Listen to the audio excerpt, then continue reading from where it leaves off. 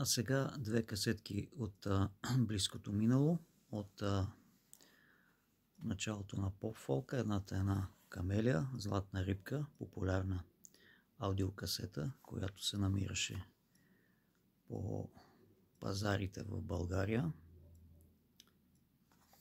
И доста добър албум. За съжаление няма как да ви я пусна, защото въпросните декове, които показвам във видеята, не работят на касета. Но всички сте слушали, предполагам, въпросните песни. Няма шега, Златна рибка, Ти си, Нежна тишина, Късно е, 100 на 100. И на Б страна виждаме Български мъже, Ангелска жена, Любовта е сладка, Приказен сън, Моите сълзи и хитовото парче Луда по тебе, което, както известно, се слушаше и в Сърбия. Беше станало много популярно. Ето е обложката на самата касетка. Вътре. И тук също може да се видят песните, страна А, страна Б. Съответно и текстовете на песните.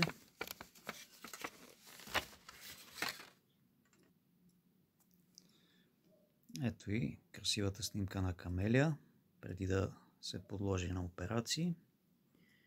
И както преди малко показахме, текстовете на песните, Надежда Захариева, Режимент Димитър Петров и така нататък. И тук виждаме гост-музиканти, Филип Симеонов, феката, кларинета и така нататък. Смесване дигитално мастериране Ленко Драганов и Йовко Петров.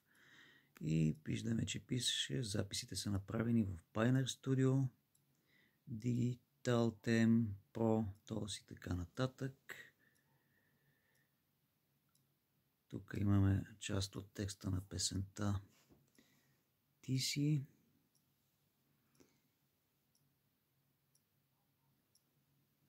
Златни хитове от поп-фолка. И тук виждаме другата страна на обложката.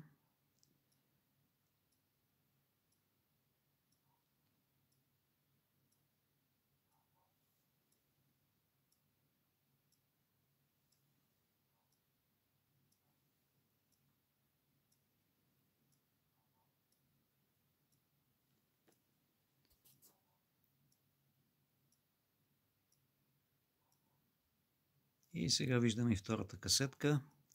Велчо Велев и оркестър Веселие. Популярният албум, който го направи известен. Ето и самата касетка. Велчо Велев, оркестър Веселие. На мравките правех път. Съответно и песните. На мравките правех път. Налудничава жена. Йордана, Ти си, Прости ли ми, Кристина. И съответно на страна Б.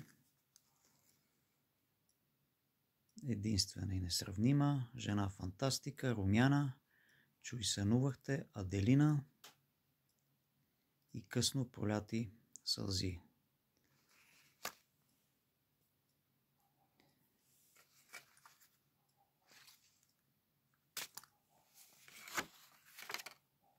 Ето и от другата страна на обложката. Песните, времетраенето. Издадена от Фолктон София. Янко Саказов, номер 128. Телефони, на които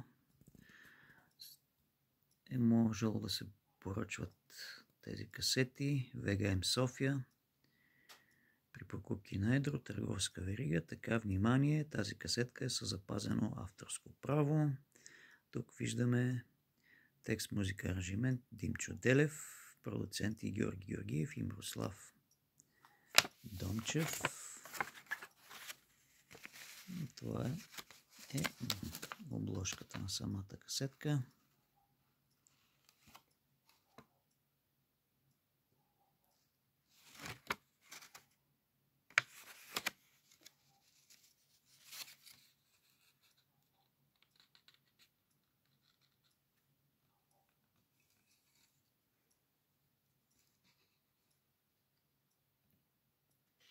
Ето отново виждаме.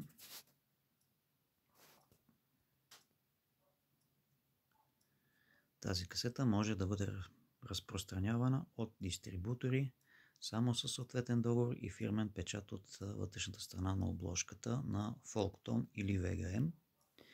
Презаписът е забранен и се преследва от Закона за авторското право и сродните му права.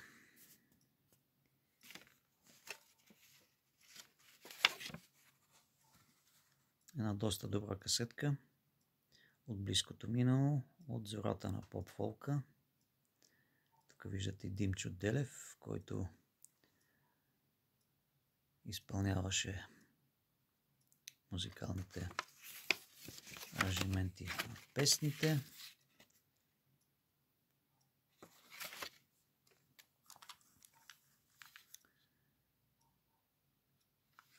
Доста добър запис, между другото. Помня, че когато я купих и я пуснах, записът беше уникален, с много добри високи честоти, ниски и изобщо добра честотна характеристика, каквито записи в по-късните години рядко се срещаха, тъй като навлезоха доста на мода по вдигането на разни честотни диапазони и записите не звучаха толкова качествено, както в зората на появяването на поп-фолка.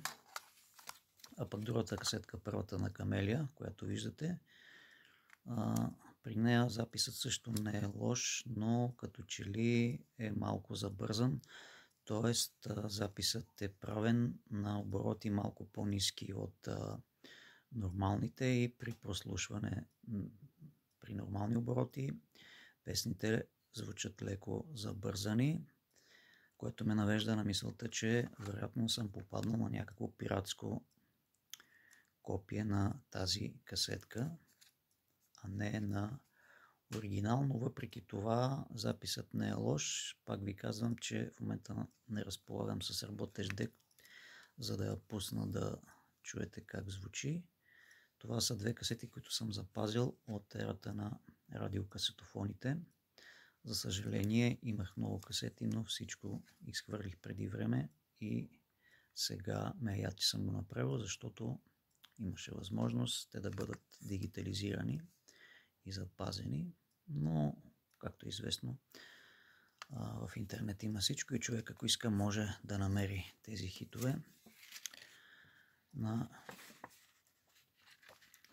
дигитални файлове и да си ги запази съответно на компютър, флашки и така нататък. И отново тук хубавата обложка на Камелия. Пак казвам, първият може би не първият, това е вторият ти албум. Ако не се лъжа, първият албум също беше много популярен. И също го имах, но най-вероятно и него съм го изхвърлил. Мисля, че го бях запазил, но не съм сигурен. Ако го открия, ще направя още едно видео с такава тематика.